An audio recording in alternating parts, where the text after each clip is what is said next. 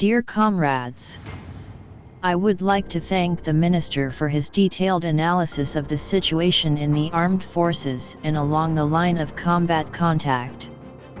And, as is customary, I will simply share with you a few general reflections. I probably will not say anything fundamentally new, yet I believe this is important.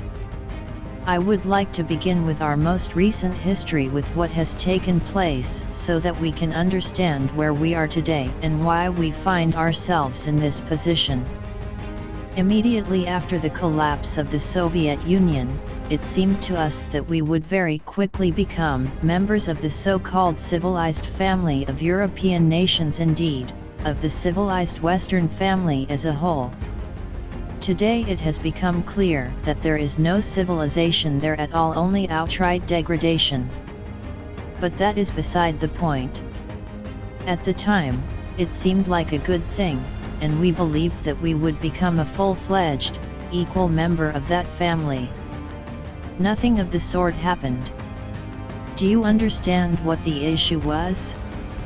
Nothing of the sort. We did not become an equal member of that family. On the contrary, Russia continued to be pressured from all sides, and increasingly so. Practically everything concerning Russia was decided from a position of strength. They would pat us on the shoulder, invite us to various events, but at the same time the West pushed its interests in the Russian direction precisely through force, including armed force. And what about the support of separatism and terrorism? That support was clearly demonstrated and carried out by armed means. Terrorists were supplied with weapons and money, and were given political and informational backing across the board. Economic restrictions were imposed. That, too, is pressure by force, and of a very serious kind. I remember very well, personally, when we said that we were obliged to protect our country from terrorism, and we were told, no, you may do what you want, but this you cannot do, that you cannot do, this is not allowed, otherwise there will be no loans for you, otherwise certain preferential regimes will not be extended. That is direct pressure, economic pressure, restrictions, force applied in the economic sphere. Destructive instruments were also used to influence Russia's domestic politics, to destabilize the country from within. Deliberately, so just as we see in some other countries, where tools for shaking up the internal political situation were created and employed. Ultimately, of course, everything that had been created in the post-war period stopped working.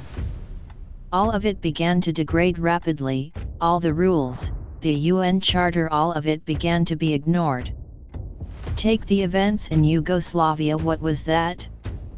Where was the UN Charter there? Where was the prohibition on the use of force? We spoke about this many times, but it is a fact. Where was it? Nowhere. They simply did what they considered necessary. If they managed to force a vote, fine. If not, so what? They did not care. They used armed force directly and, in the end, tore Yugoslavia apart, tore the Serbs apart into different state apartments, split one people, and that was that. And that was it. And ultimately, without even mentioning NATO's expansion, although that is an obvious issue, we are told even today, you have no right to force anyone to resolve their security issues the way you want, or to deprive them of the right to do so as they see fit. We deprive no one of any right, and we are not demanding anything extraordinary from anyone. We insist only on the fulfillment of the promises that were given to us. It was publicly stated that there would be no expansion of NATO to the east. So what happened? They did not care. One wave of expansion after another. We are not demanding anything special. I repeat once again, we insist on the fulfillment of the promises that were made. I think everyone in this hall understands perfectly well that it was one thing to make agreements with the Soviet Union, and quite another to deal with modern Russia after the Soviet Union collapsed. All of our interests were simply ignored outright. Eventually, matters came to a state coup in Ukraine. What kind of democracy was this that had been poured into our ears for decades? It was simply an armed coup.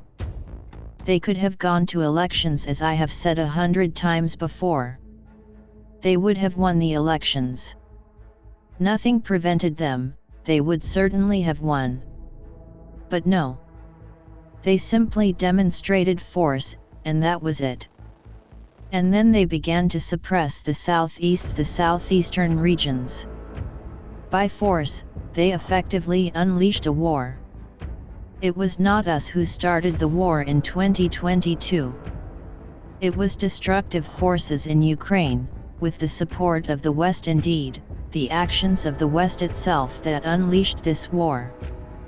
We are only trying to end it, to stop it. And at first we tried to do so by peaceful means, through negotiations in Minsk, as you remember. Then we were forced to bring in the military component, because we realized that we were being deceived. And that deception was exposed without any embarrassment. It was publicly stated by top officials that they had never intended to implement anything. They simply took a pause in order to arm the Ukrainian armed forces with weapons and equipment. They brought the situation to a coup and then deliberately launched hostilities. I am convinced that they deliberately led matters to war. President Trump says that if he had been president at that time, nothing of the sort would have happened. That may well be true, because the previous administration consciously brought the situation to an armed conflict. And I think it is clear why. Everyone believed that within a short period of time they would destroy Russia, break it apart.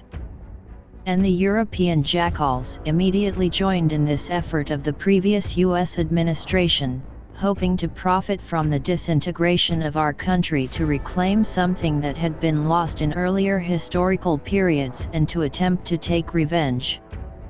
As has now become obvious to everyone, all of these attempts and all of these destructive plans directed against Russia have completely failed. Completely.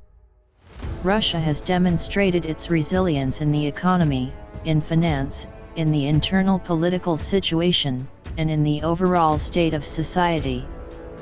And finally, in the sphere of defense capability. Yes, we still have many issues and problems in this area. I see people here in this hall who have come directly from the front, from the forward edge, from the line of combat contact. They are sitting here now, I see them. And they know that there are still many problems in the army.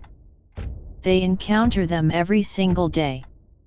And yet, our armed forces have become completely different, fundamentally different. And the main thing that has happened during the special military operation is that Russia has regained its status of full sovereignty. Russia has become, in every sense of the word, a sovereign country. We have restored this status, to a significant extent thanks to you, thanks to the armed forces. Our army has become entirely different. This concerns command and control of the troops, tactics, and strategy. It concerns equipment and armaments. It concerns the functioning and performance of the defense industrial complex. It also concerns the strategic component. Our nuclear shield is more modern than the nuclear forces of any officially recognized nuclear power. What is the level of modernity there? Over 80%? 92%? 92% of our nuclear forces are modern. There is nothing like this in any nuclear-armed country in the world. We are fielding new means of destruction, new weapons. No one else in the world has these, and they will not appear anywhere else for a long time yet. I have mentioned them, we know them well. Avant-garde, Burevestnik, and others. And the ground forces are growing stronger. Yes, I repeat once again, those who came here from the front know that there are many problems. But the troops are entirely different now. They are combat hardened. There is no other army like this in the world. It simply does not exist. Yes, the armed forces of Ukraine are passing through the crucible of military operations. But unfortunately for them, Ukrainian statehood itself is disintegrating. This is visible even in such things as golden toilets. And in the same way, the armed forces are degrading. This is evidenced by the growing number of deserters. In Ukraine alone, more than 100,000 criminal cases for desertion have been opened. And the total number of deserters is measured in the hundreds of thousands. This is a sure sign of degradation. Our armed forces are on the rise. I repeat, much still needs to be done. But all of this will be done.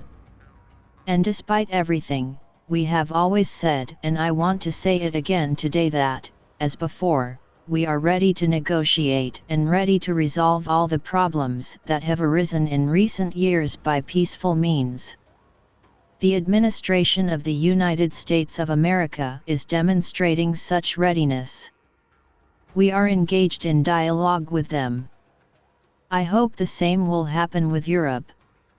It is unlikely that this will be possible with the current political elites.